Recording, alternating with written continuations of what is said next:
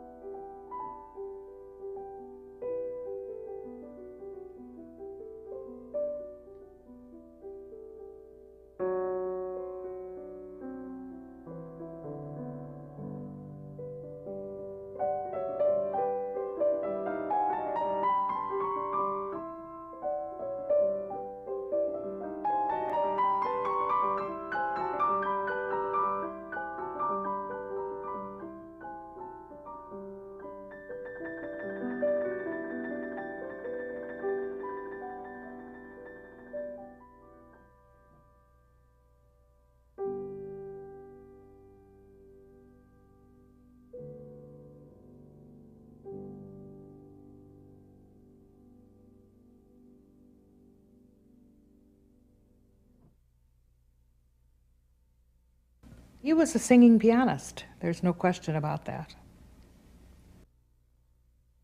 Tone is the thing that I remember from the great pupils of Rosina Lhévinne. Any great artist brings a sense of identity, one to how they perform a piece of music, stylistically, interpretively, but also with the kind of sound they make. Say you have one piano and 6 fine pianists come out to play, one after the other. If they're really good, they will all have a different sound.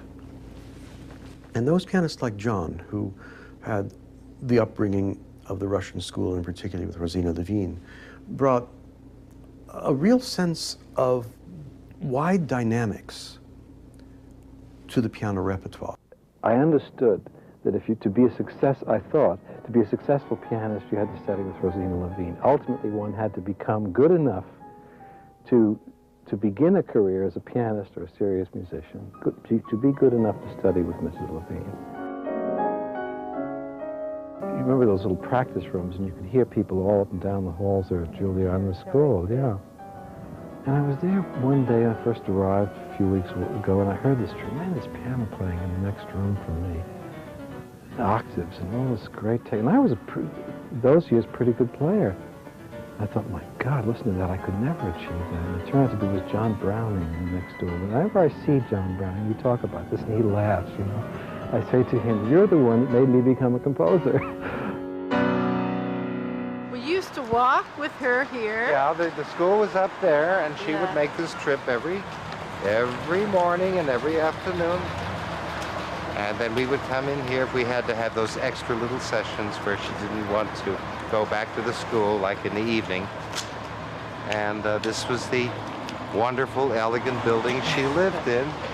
You're teasing about it being elegant. It was terrible. And it still is. And I think she was over in that apartment, right there.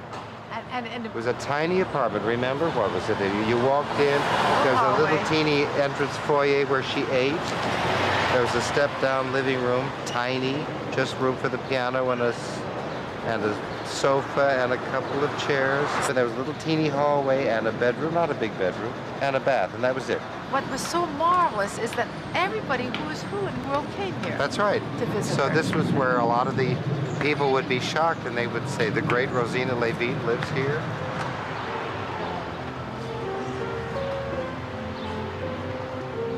Crescendo and move a little so that it would be one line of bass.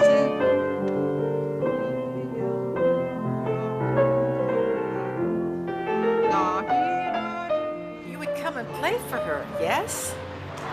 We came and played. Sometimes she would even, before a performance of Mozart, she would say, now I want your opinion. You think I'm doing too much with this phrase? You think that trill is on the right note? You know, it gives me such pleasure, but I want to make sure that you will like it too. And you always said yes, or you course. We always said yes, but we really meant it. She was special, and this is the kind of humility she stood for. Now, you play the first time forte, yes? Now play that with me.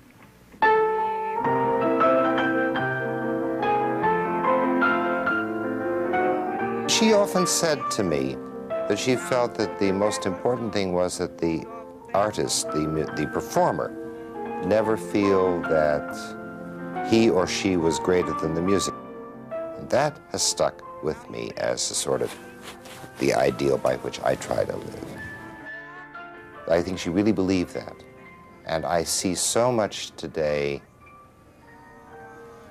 of glitz, so much glitz in our business.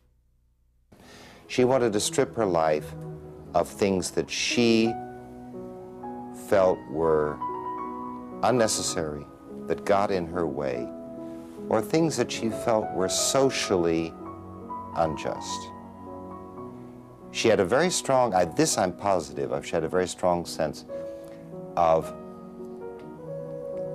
it was wrong to wear diamonds if people were starving. She had a very strong sense of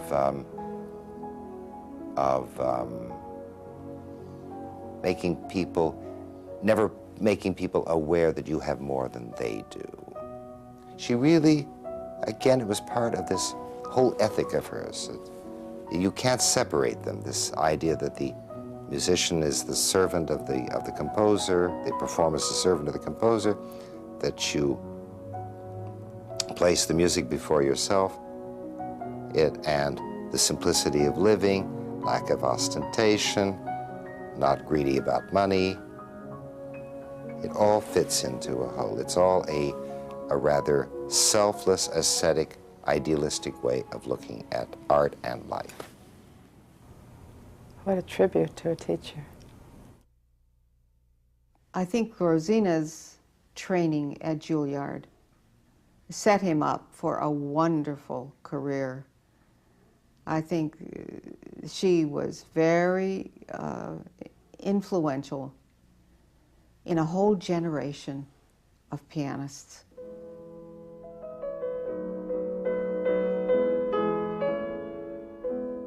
Even as a child, as a baby in his crib, he would hum the songs that he heard from opera or from mothers practicing. So the music was evident very early on. He started playing piano as soon as he could reach the keyboard, picking out tunes that mother had played, and she didn't have to encourage him in any piano practice because it was just like stopping a sneeze. It would just come. He had no inhibitions to playing, he just played. How old were you, John, when you first met Rosina Lhévinne? I was just 10 years old. She and Joseph came out to Denver in the summers. They loved the mountains, they loved the whole atmosphere and nice clean air that Colorado used to have. And they taught master classes and private lessons at the Lamont School, which has now become part of Denver University. So my mother and father decided that it would be nice if I would go and play for them and see if I could be accepted somehow. So I went in, and I remember very clearly there were the old-fashioned double rooms with a sliding door, and there were the two pianos, and the long table had been set up in the old Russian conservatory style, and there they were sitting there, and I was terrified. So I had to play a few scales, and I had to play a little Bach, and I don't remember what. And I was accepted as a private student of Mrs. Lhévinne. I played for Joseph Lhévinne once or twice in class. We went to all the classes. And that was a treat in itself because they loved, Mrs. Lhévinne would give like a 20-minute, before each of Joseph's master classes, she would give a 20-minute demonstration of a particular technical aspect of piano playing. It might have been pedaling or hand position or legato or something like that. And my mother took notes, so I still have that notebook with all those notes. And then the master class would begin, and local pianists would come and play for Joseph, and then very often the two of them would get into violent disagreements. She would sit in the back, or she would kind of wander around, and Joseph would say, "You know, I think this should be piano. Forte, Joseph." And they would have these disagreements in front of the master class audience, so it was amusing. Then the thing I really remember very clearly is Joseph had to play the Tchaikovsky concerto somewhere. So he and Rosina did a two-piano performance of the Tchaikovsky, and that was something.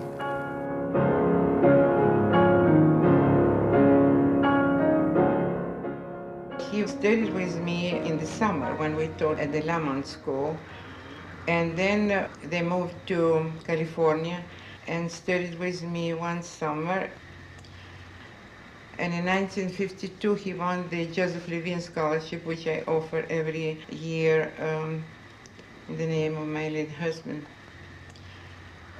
I gave him lessons in the winter when I came, although I don't teach in the winter when I have my vacation. But he was such an exceedingly talented student that I wanted to profit by giving him his lessons in the winter. And then he was next summer with me, and then he went to Juilliard. I had taken a leave of absence from my studies at Juilliard, and when I came back from service, there was a class of young upstarts, Van Cliburn, John Browning, Janine Dowis, Jimmy Mathis, and many others. That was just a spectacular array of young talent. It was quite impressive, quite impressive. My first kind of recollections of John is that John never played a wrong note. We had classes fairly regularly, and not only was it just never a wrong note, but it had a kind of an intensity and a focus of mind that was very powerful to me at that time. I don't think I was, although I was older than all of them, but I was influenced by just the focus of his thinking.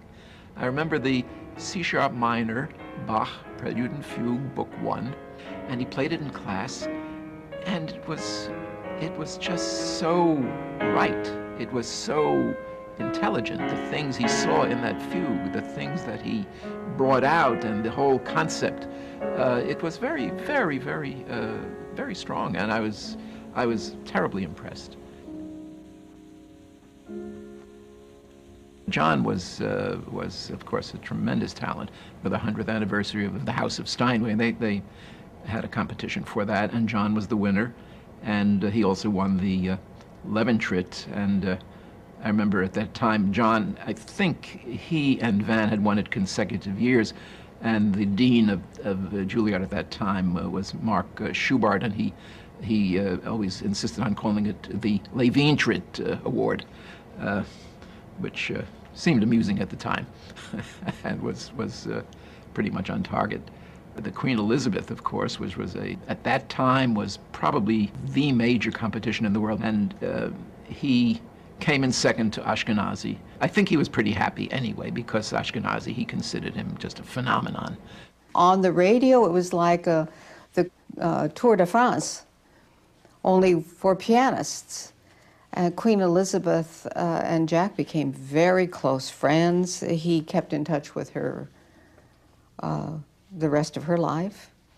He really started traveling when he went to Belgium for the Queen Elizabeth concourse.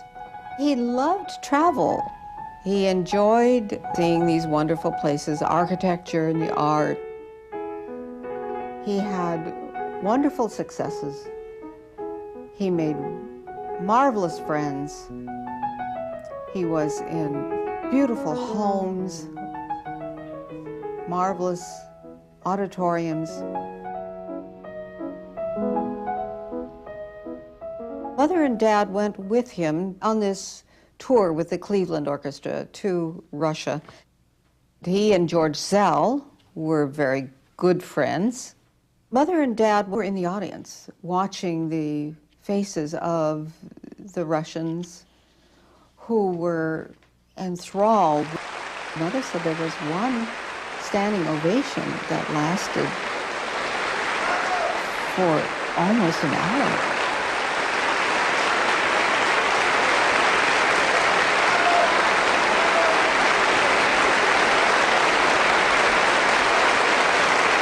I met John Browning for the first time at the Hollywood Bowl. And here came John, and this cascade of sound came out of the piano. I was so impressed because at the time, I didn't have the opportunity to hear so many American pianists who espoused a very special kind of school of piano playing that reminded me very much of my family, which has a Russian background. I think it was in 1971, perhaps, when John and I first worked together, and it was in St. Louis. He played the Tchaikovsky concerto. And again, that connection to the past, the sound of the chords, the lyricism, and the freedom and the flexibility with the discipline is what was so impressive. His life was totally the piano. He was a great concerto performer, which few are. Look at his Prokofiev concertos. All of them are stunning. The third was one of his great stage pieces. We have to realize, yes, Mozart, yes, he loved this, he loved that, he's always a craftsman, but he is the virtuoso. He had the killer instinct of the virtuoso. I recently got a letter from someone, you know, saying, can I track down the Diabelli of John Browning? There was nothing in the world to compare with it. And you listen to it and you see this is a magisterial recording of the Diabelli.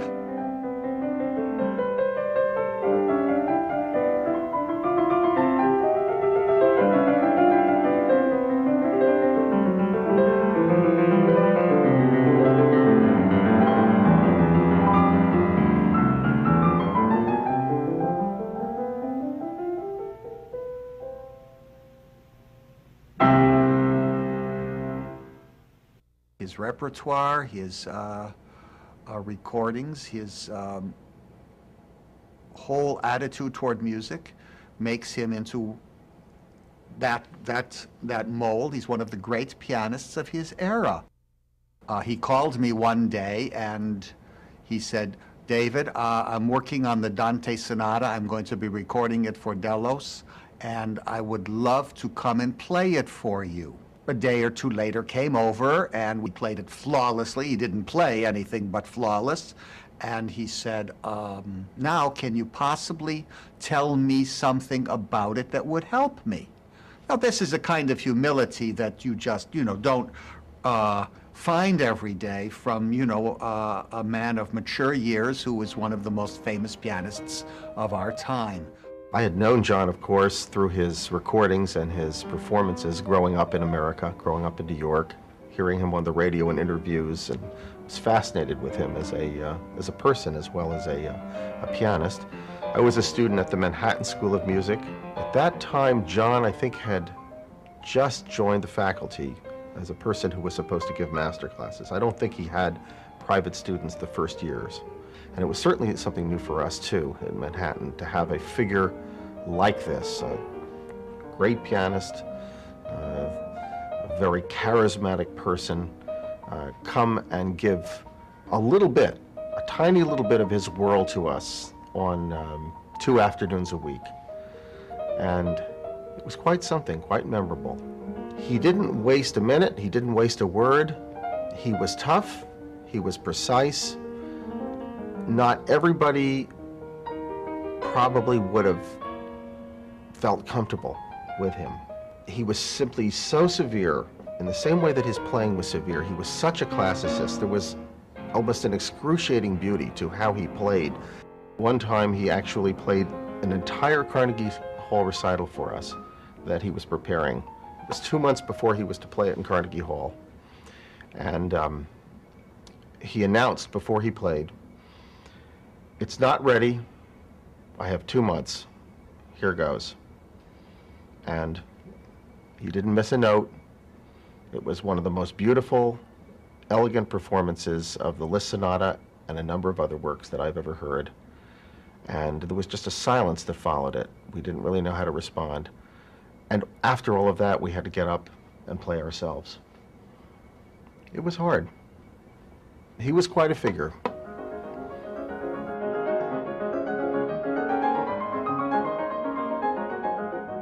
A friend of mine who had been sitting in the front row, or maybe it was the first tier, could look into the piano and look at the hammers and said he plays so cleanly that not only does he not play wrong notes, but none of the hammers around the notes go up to the strings. Only the one that he should be playing. And pianists know that when you watch inside the piano as you play, even when you're playing all the right notes, it's almost unheard of that you don't brush another note in such a way that hammers arise a little bit towards the strings. He was a consistent 100 concert a year performer. This is a man that lived on stage. John Browning played more concerts than almost anyone. He didn't stop at anything to get it just as perfect as he possibly could. And I wondered, how could a person push themselves to the limit of their capability like that and still not be afraid of some fatigue, of some tiredness, of something creeping in, because it's really an unusual thing to function in this way. But it worked for him. He did find that coming back to an empty hotel room was, after playing a concert with great energy output, was very lonely. And in the 70s, he suffered from great loneliness on tour.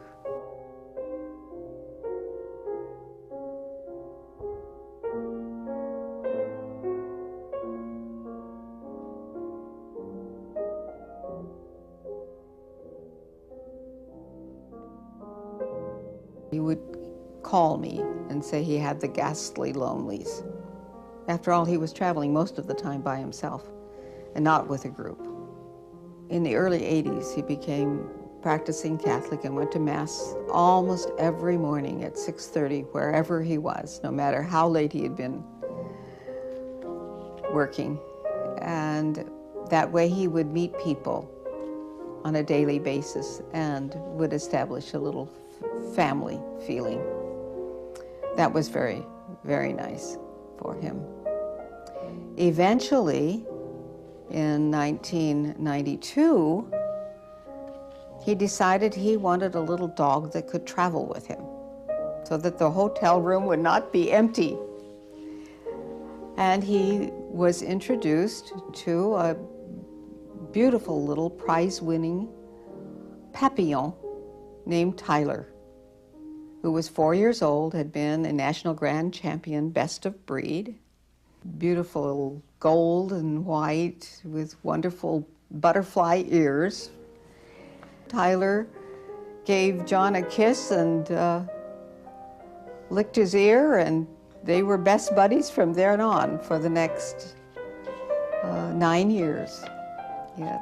And Tyler went everywhere with him, in a little satchel. He was a very quiet little dog.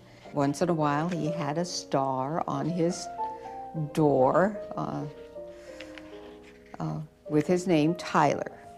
Sometimes the dog would be in the dressing room, but sometimes he would be on stage with him, just sitting there. This dog was with him every moment. He came and played one of our big galas. We did the Brahms viola songs with Pinky Zuckerman.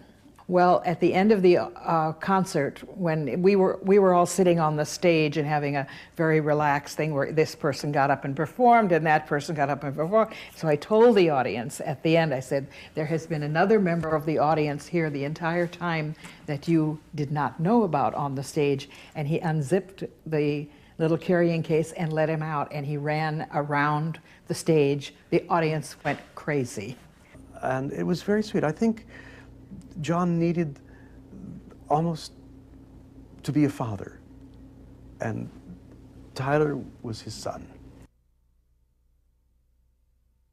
He had his life as a touring virtuoso, and I was teaching. Then he came to Juilliard, of course, as part of the faculty, and he joined the faculty. And there, of course, you could say that showed John in a different light.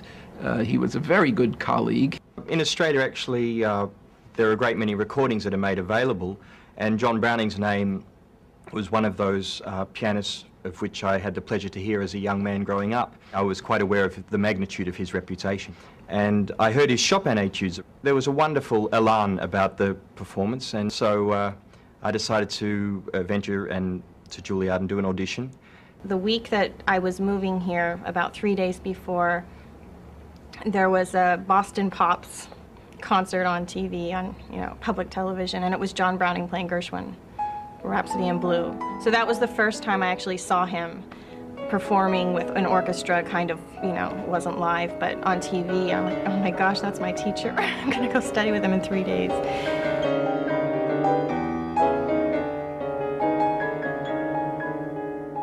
I was moved. His playing was, I just couldn't believe that I was going to go and work with him.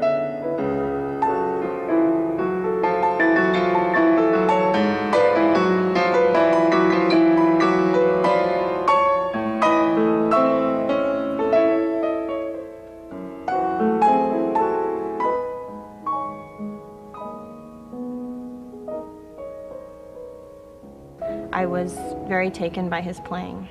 When I see John Browning playing up close, you can see his eyes. They seem to be studying what he's doing, even if it's a very romantic work. And you just can imagine what's going on, the way he's connecting sound and movement, or however he's, expressing it. With the early lessons, I brought a couple of Chopin etudes to him. I said, well, do you have any suggestions or thoughts on this and this bit and that bit?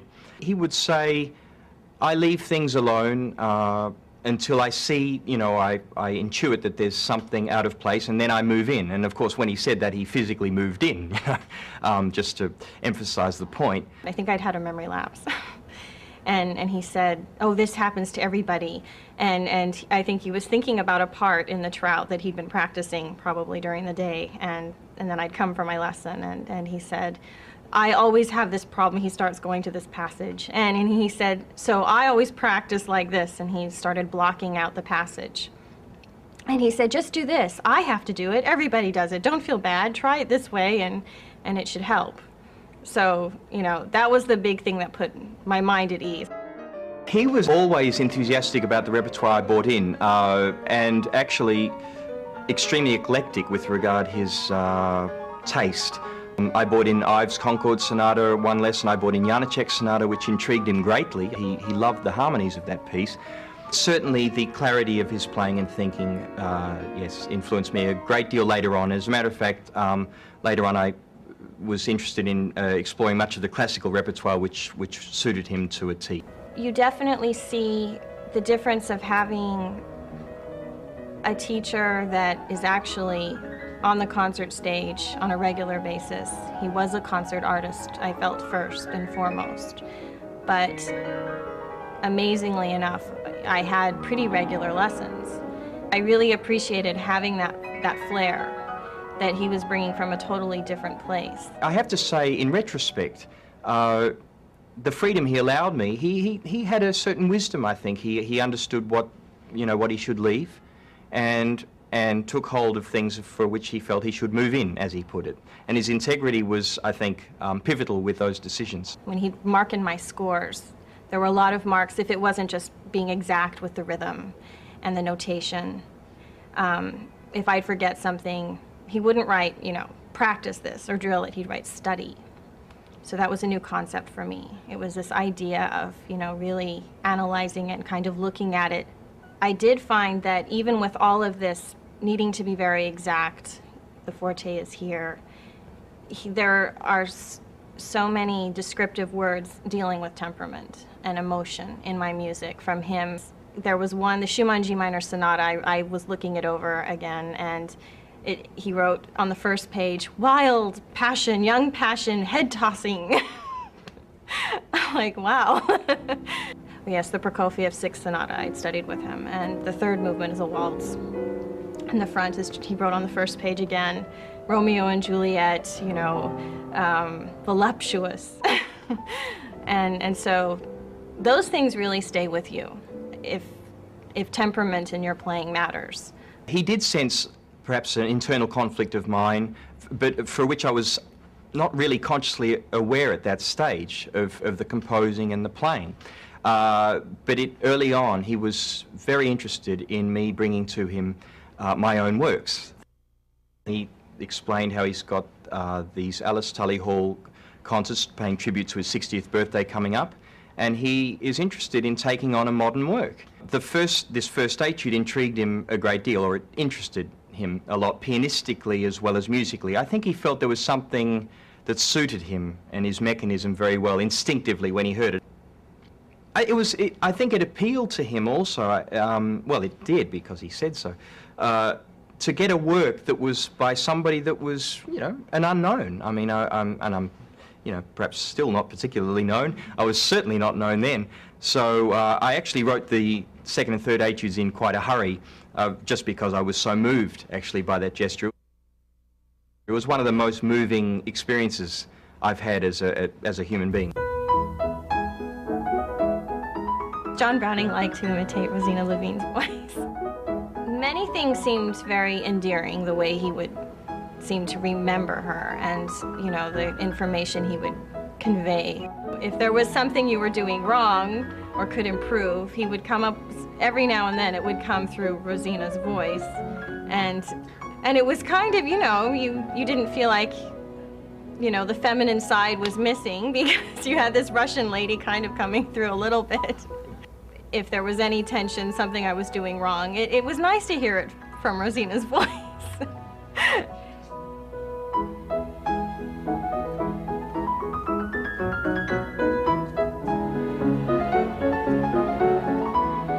Definitely there is not only one system, but we must admit still that since Anton Rubinstein and his brother Nicholas, who founded the both conservatory, Petrograd and Moscow.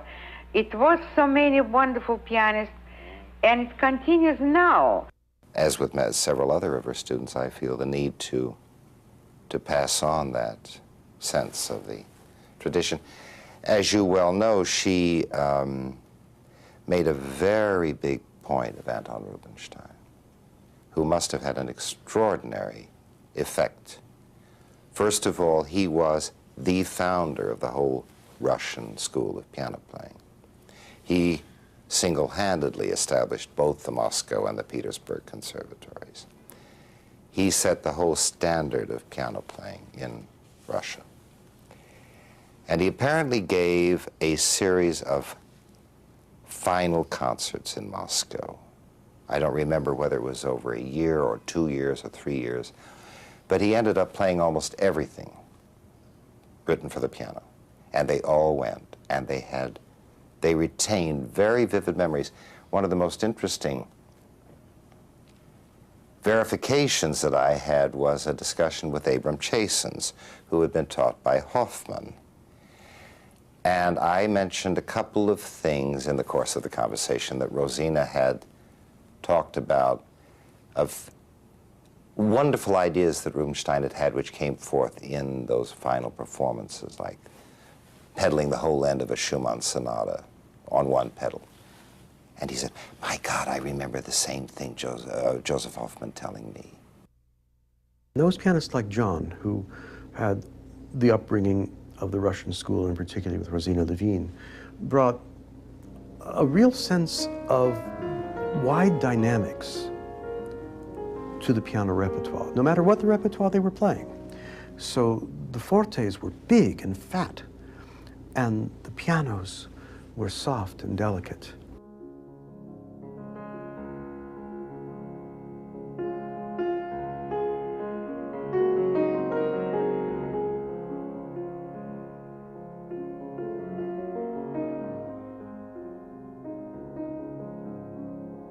They also brought something that doesn't get talked about so much, a rather astonishing legato, where one note connects to the next.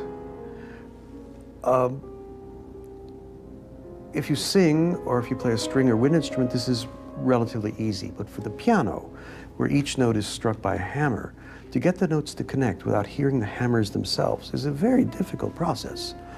John's legato was extraordinary, much like a Horowitz legato or a Lhévinne legato, any of the great pianists from that time. So that sound, that style that he would bring to the music was carried on by the extremes of dynamic, the clarity of the phrasing, but particularly for me, the legato, the long singing lines.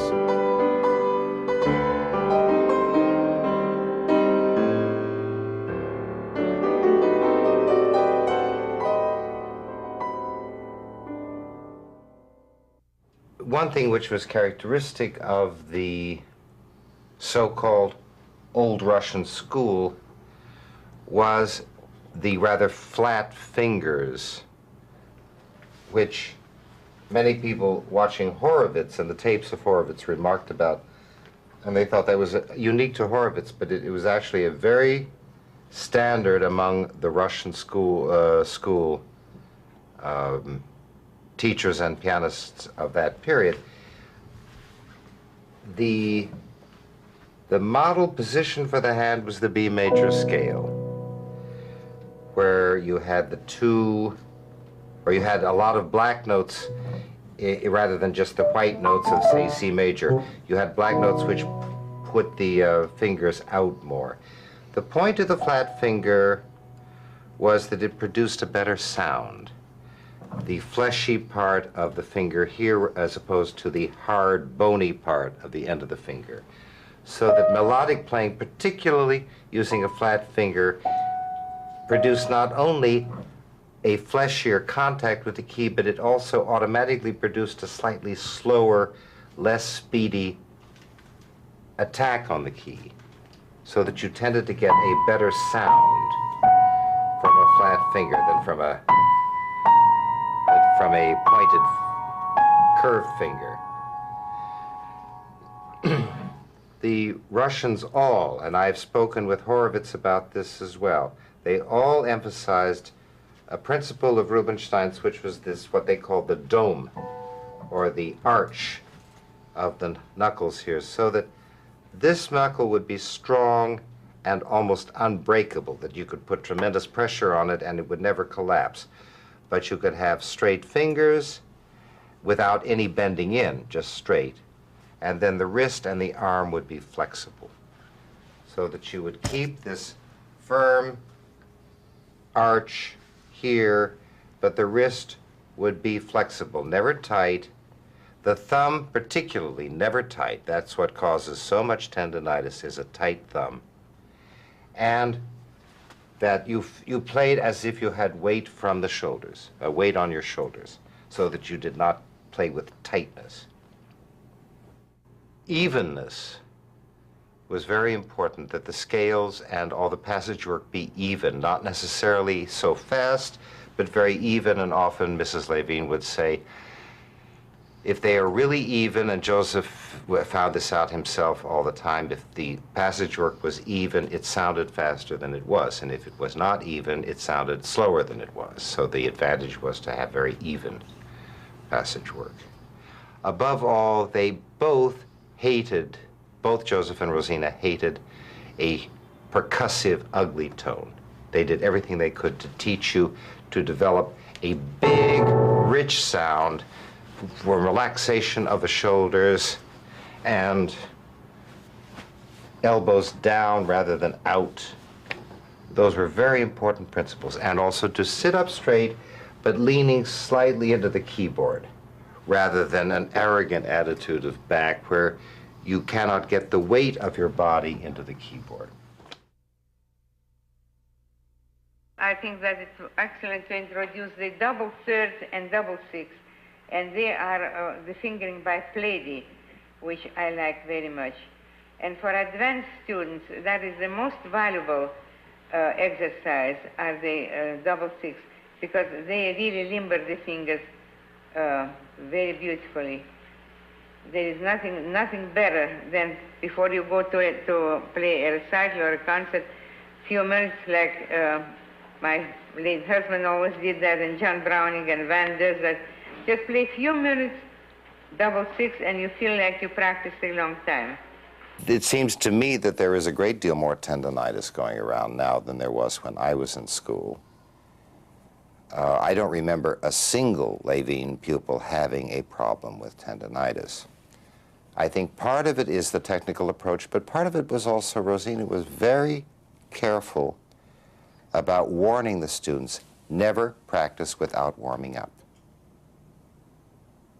Always do, you know, the double thirds, the double sixths, the stretchings, before you start banging away on a big technical work. John was talking to me about the fact that people were getting tendinitis. And he asked me, have you had any problems? If you have any problems, make sure to let me know. And he said, I find it's running rampant and it's unnecessary. And so he told me about the Plaidy exercises, and he felt it would prevent problems with tendons because of fingering and how you balance the weight in the hands. It means the top line in the right hand and the bottom line in the left hand must be legato.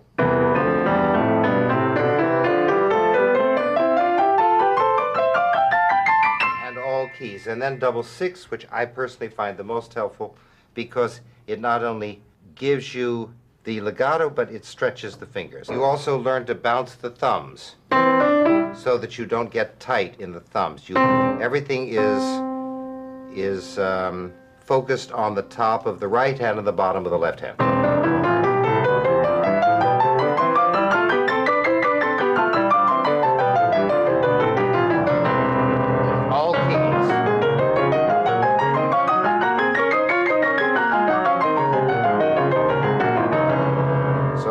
What that also does is by top of the right hand, bottom of left hand, you automatically have the exact balancing of chords. Strong fundamentals, strong melody. And again, Mrs. Lhévinne often spoke like an arch of a church, the ends must be firmly planted in the ground so that the structure up can be supported. So the pianist must support this way and think of everything in the middle as airy, as light. So that this is the buttressing or the foundations, and the thumbs and the inner fingers remain relatively loose and relaxed. But the tension is on the outside, so that the chords are always balanced. Strong melody, strong fundamental, which is what the ear naturally wants to hear. If you don't give fundamental, you feel like you're not having a floor to stand on. If you don't have a strong melody, you feel as if there's no voice. You know, I rather like, again, this O and firm fingers. The two which are playing are on the piano. The other one look up. You play like that. Octaves, chain octaves, particularly the system of, again, using 1, 2, or 3 fingers on the top note, a curved second finger to keep that set bridge in place. And then Mrs. Lhévinne would say, you know, you have to, like Joseph always used to practice octaves with books under his arms like this, and he would hold onto the books with his elbows so that you have shoulders down, elbows straight down, and tight into the body, so that you did this and not get rid of the books. Not this way. Again, the whole point is economy of motion. Economy of motion. Many people that like to play Mozart as in the time of Mozart pianos. But I think that if Mozart would live in our time, he certainly would exploit all the possibilities of the piano. She was very much aware of the changes in scholarship and the changes in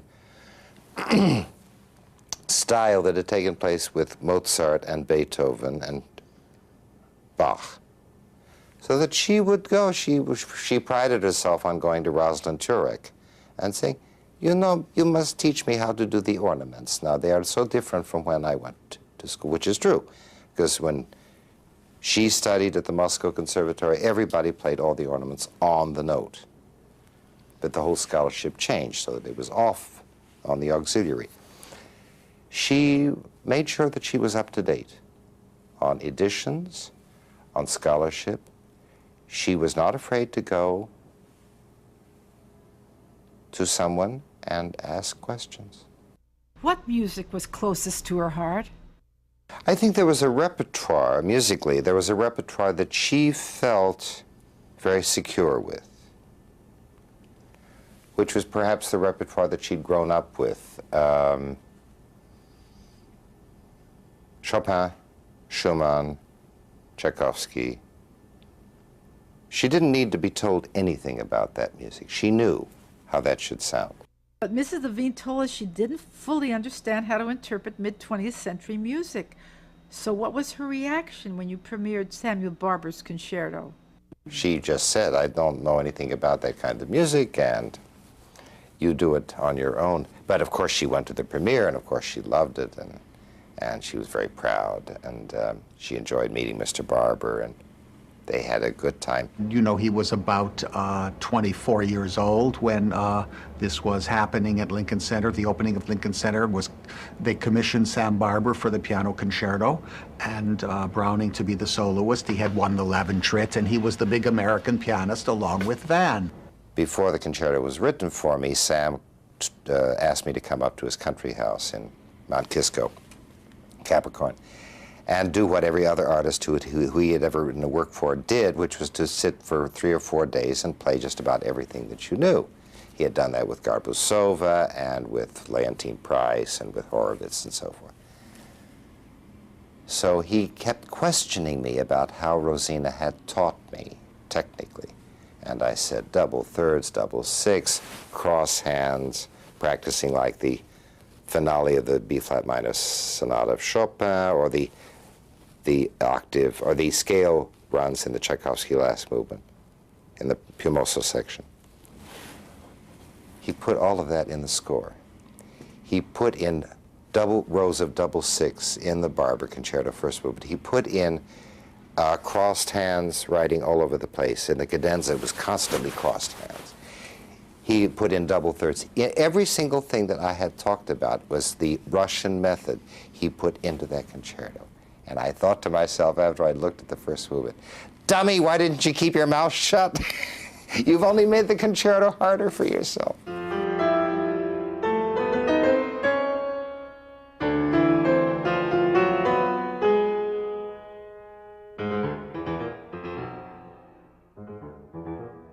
It was in 1991 that John and Leonard Slatkin and the St. Louis Symphony Orchestra made the CD that won a Grammy, John's first Grammy. One of the pieces we played with great frequency was the Barber Piano Concerto, a work that was written for John, of course, and which he virtually owned. And after 20 years or so since its premiere, maybe more, John thought perhaps it was time to revisit the work for recording. He'd changed his view of the work, and now he'd developed a whole other way with the piece. At the time, I was doing a lot of work for RCA, and they agreed quite readily to have a second set of thoughts by John regarding this piece. So we put it down for the second time, and it's wonderful to hear the two versions that John made of the work, because you really hear how an artist grows into a specific work and how their interpretation changes.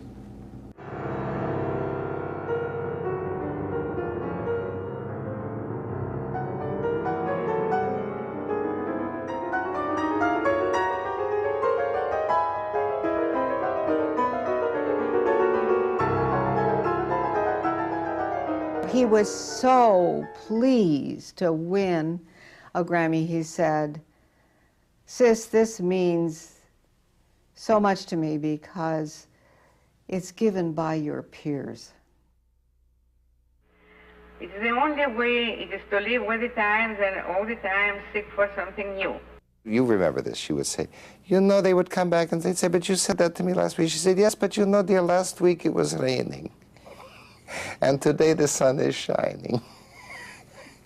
She would not apologize for having a different thing to say or have a different view of the piece. That the piece should be, you should be able to play the piece in a number of different ways, which goes back to something Rachmaninoff used to say about the whole thing of performance is adjustment within the performance. It's an ideal that has to do with values. It doesn't have to do with a specific that you could forget. None of us can ever remember a specific retard at a specific place. That's not the right thing to remember. What is the right thing to remember is the ideals that will lead you to do your own retard, but in the best way. One year we were doing a cycle of all the works that Beethoven wrote for soloist and orchestra. And I asked John if he would, and ever had played, Beethoven's transcription of the violin concerto that Beethoven made for piano. And he said no. And I said, well, you should, because I'd like to do it at the festival. And he said, okay, he'd learn it. At the rehearsal, there was only one rehearsal for this. It was okay, and I went up to John. I said, you know, John, you're playing it too much like it's the violin concerto, I think. Why don't you go for it? Make it like a really big virtuoso piano work instead. And that night, he came out and tore the house down with it. You would almost not recognize the piece from its original version for violin. And here was John taking this piece he didn't know and making it his own. Sally, you want to have the copy? Miss Arkatov? You like to have the copy? There is another one here. She talked about mental practice. And when she first broached it to me, I really thought she was asking for the impossible. And I now see when I talk to my students, they have the same reaction, that if you say to them, you know, to play the piece through in your head, away from the keyboard, so that you know it is A, It is third finger, left hand. It is 16th note. The tempo is allegro, tempestuoso. The dynamic is this, that. If you cannot go through the whole piece that way, you don't know the piece. And you must be able to say, is it A sharp or B flat on the page? You must be able to say mentally where every finger goes. And if you cannot go through the whole piece that way, you don't really know it. When I first heard that, I thought that's some sort of nuclear physics. And then I tried it a little bit, and it seemed very difficult, but it then became a habit. And I realized that what she said was true, that if you couldn't do that, you were not secure in public. You see that really I had to look at your foot to know if you did a pedal, but it opens the strings. On the pedaling example that I so often spoke of, the syncopated versus straight pedaling is, as you play, you pedal exactly on an accord, but syncopated, and this is the piece Rosina would illustrate with. Pedal, pedal, pedal, so it causes a delay.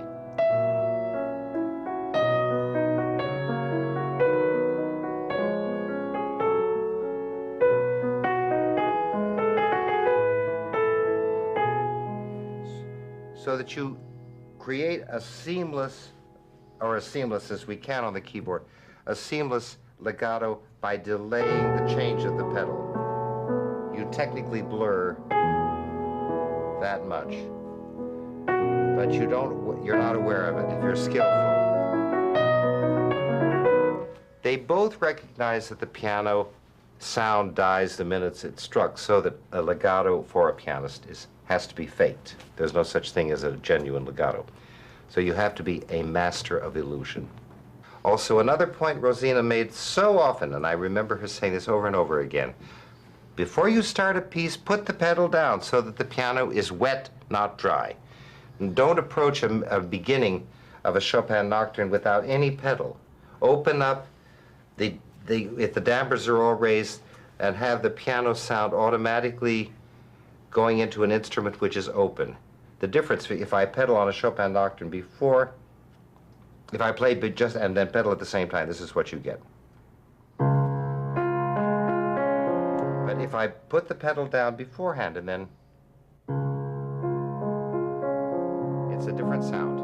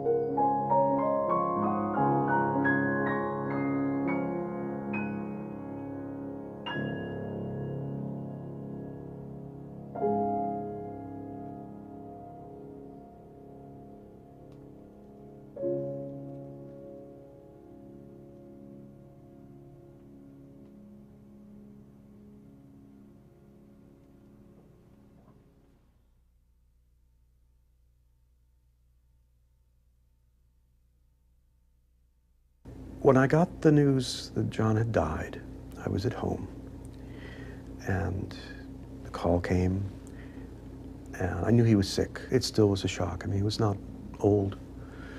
He looked perpetually young. And it was as if a hole had opened up. And to this day, that hole is not closed. There's an empty space.